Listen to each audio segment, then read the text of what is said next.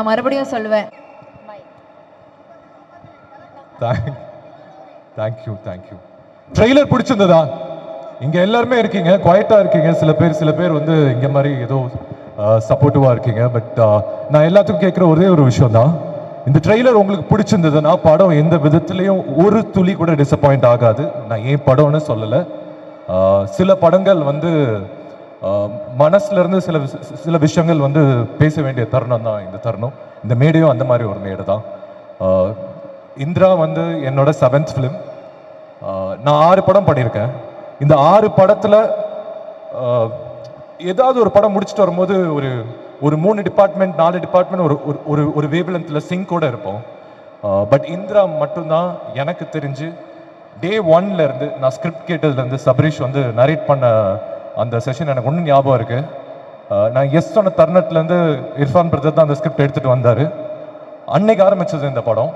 அன்னையிலேருந்து இன்னைக்கு வரைக்குமே எல்லாருமே ஒரு சிங்க்ல இருக்கிற ஒரு அபூர்வம் ஒரு ஃபிலிமுக்கு அது நடக்கிறது. அது டைரக்டர் சபரீஷில் ஆரம்பிச்சு, அஜ்மல் மியூசிக் டைரக்டரில் ஆரம்பிச்சு, producer Irfan sir, Jafar sir, எல்லாருமே. அதுக்கப்புறம் வந்த ஆர்டிஸ்ட்டும் அந்த மாதிரி தான் அமைஞ்சது. மேரின் எஸ்பெஷலி, அவங்களுக்கு பாஷை தெரியாது, பட் இருந்தாலும் தமிழில் பட்டாசு தனுஷரோட ஒரு படம் பண்ணியிருந்தாங்க. அதுக்கப்புறம் இந்த படத்துக்குள்ளே வரும்போது எனக்கு சில கன்சர்ன்ஸ் இருந்தது சபரீஷ்ட, எப்படி இந்த கேரக்டர் அவங்க எப்படி பண்ணிடுவாங்களா? ஏன்னா நான் தெலுங்கு படம் பார்த்துருக்கேன், தெலுங்குல அவங்க நிறையா படம் பண்ணியிருக்காங்க. அவங்க எப்படி சபரீஷ் இது புல் பண்ணிடுவாங்களா? இது ரொம்ப இன்டென்ஸ்டான கேரக்டர், அவங்க பண்ணதே இல்லையே அப்படின்னு கேட்கும்போது, இல்லை ப்ரோ பண்ண வச்சிடலாம் அப்படின்னாரு. அண்ட் நான் நினச்சி பார்க்கல, அவங்க பர்ஃபார்மன்ஸ் வந்து ரொம்ப ரியலிஸ்டிக்காக அமைஞ்சிருக்கு இந்த படத்தில். அண்ட் அதுக்கப்புறம் கல்யாண் சார், அவர் வந்து நானும் சபரீஷும் அந்த கேரக்டர் யார் பண்ணலாம் டிஸ்கஸ் பண்ணிட்டு, சபரீஷ் வந்து கல்யாண் மாஸ்டர் பண்ணால் எப்படி இருக்கும்னு சொன்னார். எனக்கு கல்யாண் மாஸ்டர் வந்து ஒரு நல்ல ஃப்ரெண்ட், என் தம்பிக்கு ஒரு நல்ல ஃப்ரெண்ட். ஸோ அவங்ககிட்ட வந்து நம்பர் வாங்கிட்டு I pass the number to Sabareesh உடனே கல்யாண் மாஸ்டர்கிட்ட பேசி again he came on board. அவர் வந்தோடனே அவர் கேரக்டர் அகைன் படத்தை ஒரு விதமாக எலிவேட் பண்ணியிருக்கு. And thank you sir, thank you, you done brilliant job இந்த படத்தில். அண்ட் சுனில் சார் சொல்லவே வேண்டாம், அவர் எவ்வளோ படங்கள் பண்ணியிருக்காரு. அண்ட் நான் வந்து இந்த மேடையில் இதை நான் சொல்லி ஆகணும். சார் வந்து தெலுங்குல ஒரு ஐ திங்க் அவர் பண்ணாத ரோல் கிடையாது, பண்ணாத கேரக்டர்ஸ் கிடையாது. ஆனால் தமிழில் இந்த பர்டிகுலர் கேரக்டர் அவர் பண்ண விதம் இருக்குல்ல, கமர்ஷியலாக ஆடியன்ஸ்க்கு என்ன பிடிக்கும், என்ன மாதிரி ஒரு எலிவேஷன் கொடுக்க முடியும்னு ரொம்ப அழகாக பண்ணார். அண்ட் எனக்கு வந்து சுனில் சார் எனக்கு ரொம்ப பிடிக்கும். Sir I really love you, because நான் வந்து ரஜினி சார் தான் வந்து ரொம்ப ஹம்பிள், லைக் அவ்வளோ அச்சீவ் பண்ணி ரொம்ப ஹம்பிளான ஒரு பர்சன் வந்து ரஜினி சார் தான் எனக்கு அப்படி இருந்தது. பட் அதோட ஒரு ஸ்டெப் ஹம்பிளாக இருக்க முடியும்னா அது சுனில் சார் தான். ஏன்னா எனக்கு வந்து இந்த படம் போஸ்டர், இந்த ஃபர்ஸ்ட் லுக் போஸ்டர், அந்த கிஸ் பண்ண போஸ்டர் கிடையாது, பட் அந்த இன்னொரு போஸ்டர், நான் அவர் இருக்கிற அந்த போஸ்டர் வந்து வெளியில் இங்கே மாதிரி எல்லா இடத்துலையுமே பேனர்ஸ் வந்து ரொம்ப அழகாக ஜாஃபர் சார் பிளேஸ் பண்ணியிருக்காரு. அந்த மாதிரி ஒரு இடத்துல அவர் பார்த்துட்டு எனக்கு கால் பண்ணும்போது, வசந்த் இப்போதான் நம்ம பேனர் போஸ்டர் பார்த்தேன், எனக்கு ரொம்ப சந்தோஷமா இருக்கு, இந்த போஸ்டர் உன்னோட ஷேர் பண்றது எனக்கு ரொம்ப சந்தோஷமா இருக்கு அப்படின்னு சொல்லும்போது நான் சொன்னேன், சார் நீங்க சந்தோஷப்படுறது எனக்கு பெருமையா இருக்கு சார், உங்களோட அந்த போஸ்டரை நான் ஷேர் பண்ணது நிஜமா சொல்றேன். அண்ட் அந்த அளவுக்கு ஒரு ஹம்பிளான பர்சன். அண்ட் அவரோட பர்ஃபார்மன்ஸ் நான் உண்மையிலேயே சொல்றேன், வேற யார அந்த ரோல் பண்ணியிருந்தாலுமே அவர் அளவுக்கு பண்ணியிருக்கே முடியாது. அதான் உண்மை. அது நீங்க படம் August 22 பார்க்கும்போது உங்களுக்கு தெரியும் நான் என்ன சொல்றேன்னு. And again Trident arts Ravi sir வந்து இந்த ப்ராஜெக்டுக்குள்ள வரும்போது ப்ராஜெக்ட்டுக்கு வந்து ஒரு விதமான ஒரு புது எனர்ஜி, புது லைஃப் கொடுத்துருக்கீங்க சார் நீங்கள். ஆக்சுவலி நாங்கள் வந்து ஒரு இடத்துல வந்து என்னதான் பண்ணலாம், எப்படி தான் இந்த படத்தை வந்து நம்ம வந்து பொசிஷன் பண்ணுறது, எப்படி தான் இந்த படத்தை வந்து மக்கள்கிட்ட போய் சேர்ந்து அதை வந்து அவங்க பிலீவ் பண்ணோம், நம்ம பிலீவ் பண்ணுறதோட அது ஃபர்ஸ்ட் பர்சன் பிலீவ் பண்ணது ட்ரைடன்ட் ஆர்ட்ஸ் ரவி சார். அவர் உள்ள வந்தோடனே எல்லாத்துக்குமே ஒரு புது எனர்ஜி வந்தது, புது லைஃப் வந்தது. இந்த படம் இன்னைக்கு ஆடியன்ஸ் வந்து நம்புறாங்க, இந்த படம் நல்லா இருக்குன்னு ஒரு சின்ன நம்பிக்கை இன்னைக்கு இந்த இடத்துல மட்டும் இல்லை, இதுக்கப்புறம் வரப்போற மீடியா பிரஸ் நீங்க கேரி பண்ற ரிப்போர்ட்ஸ் இதில் வந்து ஆரம்பிக்கிற இடம் வந்து அந்த பில்லர் சொல்லி போட்டது Trident Arts Raveendran sir. Thank you sir, it means a lot sir. நீங்கள் இந்த ப்ராஜெக்டுக்குள்ளே வந்தது, ஓன் பண்ணது, இந்த it's really heartfelt thanks sir. And Sanjay பிரதர்கிட்ட நான் சொல்லி ஆகணும், அவர் வந்து always been a friend and well wisher. And back எண்டில் அவரும் ஒரு பெரிய சப்போர்ட் பண்ணியிருக்காரு. இந்த படம் ட்ரைடன்ட் சார் குள்ள போகிறதுக்கு. Thank you Sanjay, means a lot, means you, I mean love you so much for that. And Indira வந்து எனக்கு என்ன மாதிரி ஒரு படம் அப்படின்னு சொல்லணும்னா, என் ஃபர்ஸ்ட் படம் தரமணி அப்படின்னு ஒரு படம் ராம் சார் கொடுத்தாரு. அதில் இன்ட்ரடியூஸ் ஆகி இதுக்கப்புறம் ராக்கின்னு ஒரு படம் பண்ணேன், அஸ்வின்ஸ்னு ஒரு ஹாரர் பண்ணேன். ஒரு படமே ஒரு ஜானராக டிஃப்ரெண்ட்டாக பண்ணணும்னு எப்போவுமே நினச்சது உண்டு. அது வந்து உங்களோட சப்போர்ட், உங்களோட லவ் தரமணியில் கொடுத்தீங்க, ராக்கியில் கொடுத்தீங்க, அஸ்வின்ஸ் ஒரு ஹாரர் படம் பண்ணும்போது கொடுத்தீங்க. அதுலேருந்து தொடர்ந்து ஜெயிலர்னு ஒரு படம் பண்ணேன். அதில் ரொம்பவே லவ் பண்ணீங்க ஆக்சுவலாக. அது வந்து நான் ஒரு ஸ்டேட் போனாலும் சரி, ஒரு கண்ட்ரி போனாலும் சரி, யுவர் லவ் வாஸ் இம்மென்ஸ். அந்த விதத்தில் இந்திரா வந்து இன்னொரு படம் என் லைஃப்பில், என் கெரியரில் ஒரு முக்கியமான படம்.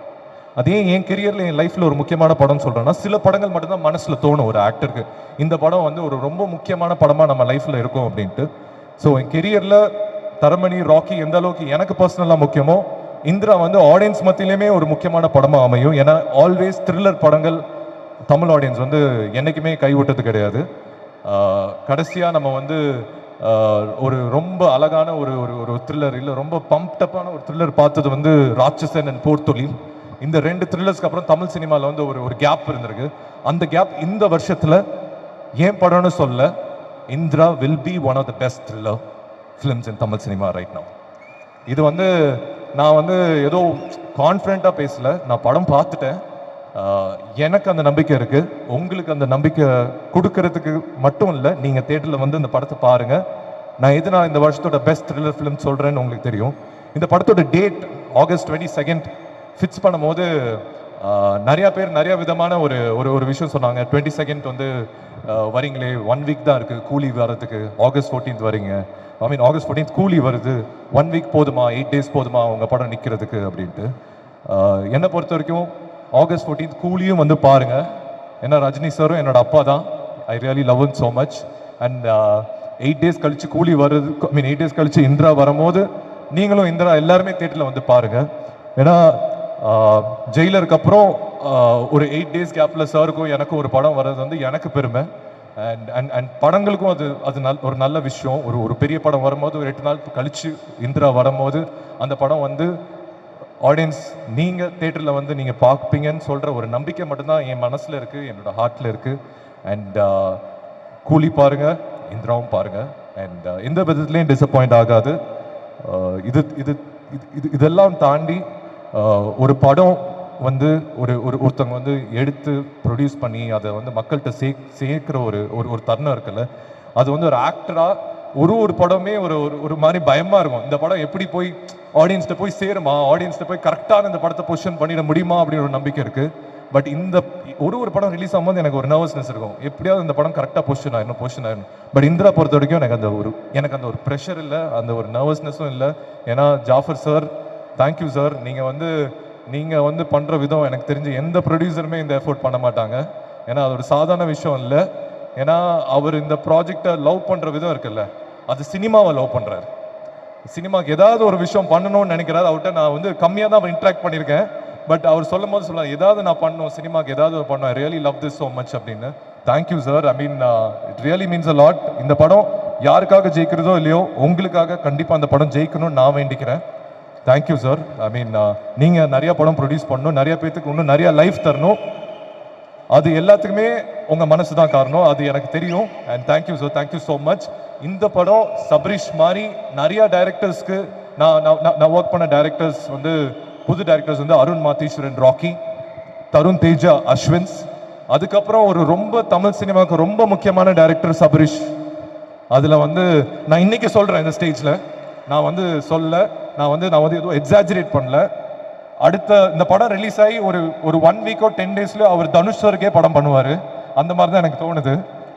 எப்படி அருண் வந்து ராக்கி முடிச்சுட்டு கேப்டன் மில்லர் பண்ணுறாரோ, இந்த தருணத்தில் நான் சொல்கிறேன் அதுக்கான எல்லா பொட்டென்ஷியலும் இருக்கிற ஒரு டைரக்டர்.